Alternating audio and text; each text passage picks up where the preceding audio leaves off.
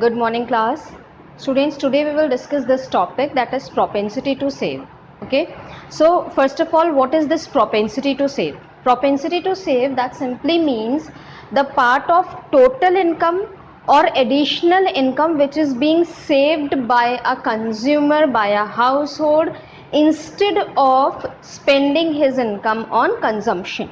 Okay, this is what? This is propensity to save. Okay, now this propensity to save, it is of two types. First one is APS, that is average propensity to save. Average propensity to save. Okay, this is APS, and the other one is MPS, that is marginal propensity to save.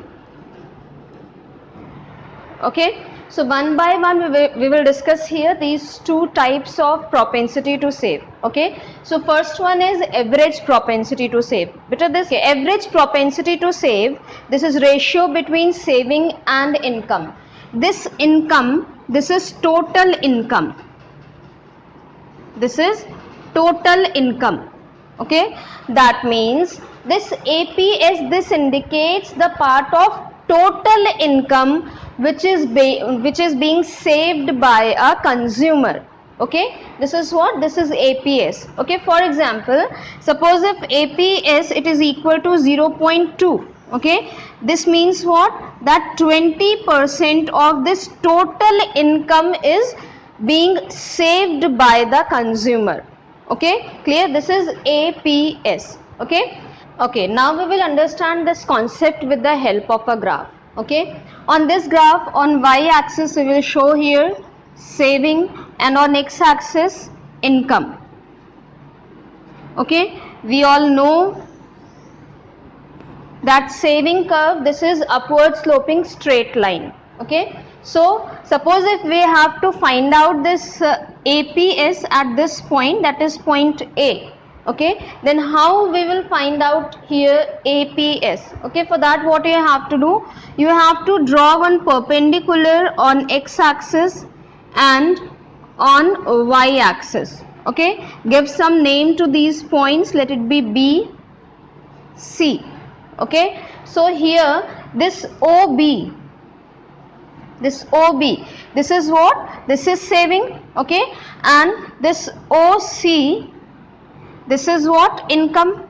Okay, so at point A, APS, here APS, it is equal to what? It is equal to S upon Y, that means OB upon OC. Okay, clear? This is how you can calculate or you can find out APS through this graph. Okay, now we will discuss this with the help of this table. Okay, here you can see that different variables are given here. Okay, and all the values that we have taken here, all these values are hypothetical. Okay, so here this income, this is what? 0, 100, 200, 300 and so on. Okay, after that consumption is given here. Okay, you have calculated saving here. Saving is equal to y minus c. Okay, so initially the saving is negative, then 0 and then positive. Okay, then APS you will calculate here. APS is equal to S upon y, so accordingly you will calculate here. Okay, so saving is APS is equal to minus 0.2, then 0, 0.06 and then 0.1. Okay, clear? Now this APS, you can observe here different points about this APS. Okay, based on these observations, or we can say based on these values, you can means there are different important points about APS that you have to keep in your mind. Okay, the first thing is what? That APS can never be 1. Okay, this is what? That APS can never be 1. Okay, why it is so? Because APS, this can be 1 only in one situation, when numerator and denominator both are equal. Okay, and this numerator and denominator, that means saving and income both are equal.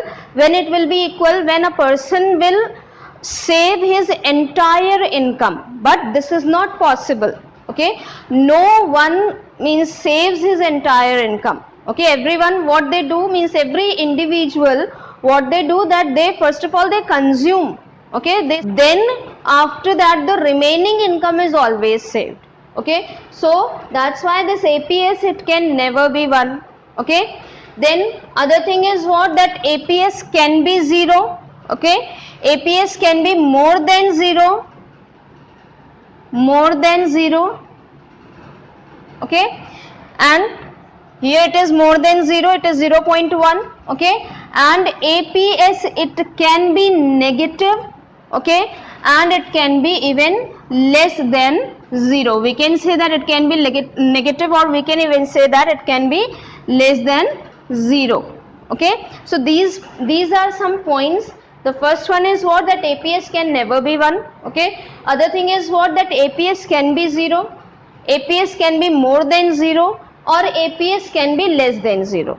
Okay, clear? This is what APS. Okay, now moving on to next one, that is MPS.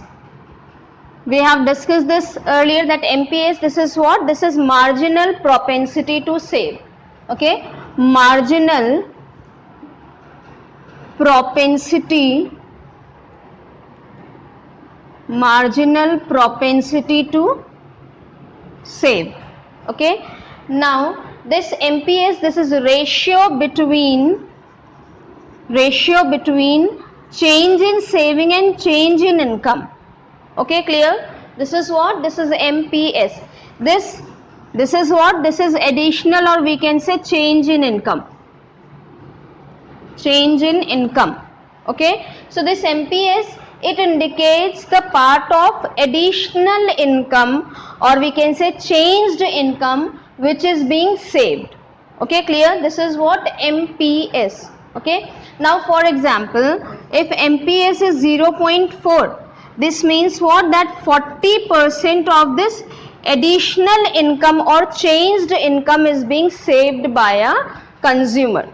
Okay, clear? This is what? This is MPS. Okay, now we will understand this topic with the help of a graph. So this is the graph where on y-axis we will show here saving, and on x-axis income will be shown. Okay, this saving line, this is always upward sloping straight line. Okay, you all know this. This is saving line, S line is saving line. Okay, now suppose you have to find out MPS between two different points, let it be A and B. These are 2 points. Okay, in between these 2 points you have to find out MPS. Now what you will do, the same thing you have to do as you have done in case of APS, that you have to draw one perpendicular from these points on x-axis and on y-axis. Okay, same you have to follow in case of point B. Okay, now join these points. Okay, give some name, let it be C and D. Okay, so this BC, okay, this point, this BC, this is what? This is nothing but delta S, because on y-axis we are showing here saving, and this is showing what? This is showing what? Additional saving, or we can say change in saving. Okay, and this BD, this is denoting delta Y. Okay, so here MPS, it will be equal to delta S upon delta Y, that means CB upon BD. Clear? This is what MPS. Okay, so let us discuss this concept with the help of this table. Okay, these values, that is income and saving, these are same values as we have taken earlier in case of APS. Okay, so here from this saving and investment we have calculated here delta S and delta Y, that means change in saving and change in income. Okay, so delta S, that means we have subtracted these two. Okay, so here it will be 20, again 0 minus 20, it will be 20, 20 minus 0, 20, and so on. Okay, In the very same manner, we will calculate here delta y. Okay, we will subtract these values. Okay, so we get here what? 100. Okay, now we will calculate here MPS. Okay, so delta S upon delta y.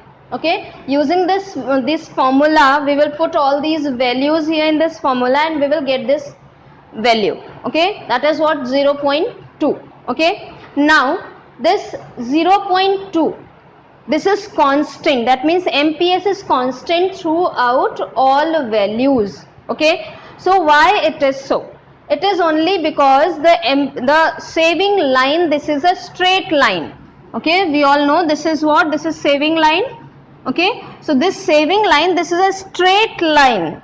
Okay, that's why this MPS, this is constant, because slope of any of the straight line, it is always constant, and MPS is nothing but slope of saving line. Okay, you know it very well. Okay, that's why this MPS, this is constant throughout all the points, or we can say throughout the curve. Okay, clear? The other thing that you can observe here, that this MPS, the value of MPS, the first thing is what? That it is constant. Okay, and the other one is what? That the value of MPS, it lies